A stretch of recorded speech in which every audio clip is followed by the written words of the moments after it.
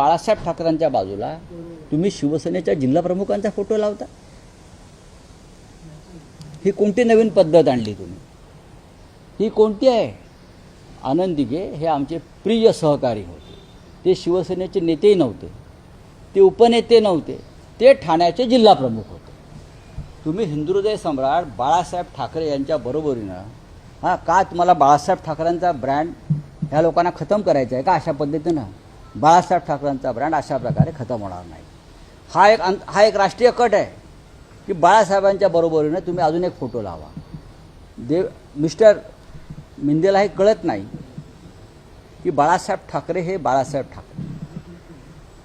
Mister J आमचे आनंद दिघे आहेत हे जिल्हाप्रमुख, शेवटपर्यंत जिल्हाप्रमुख होते.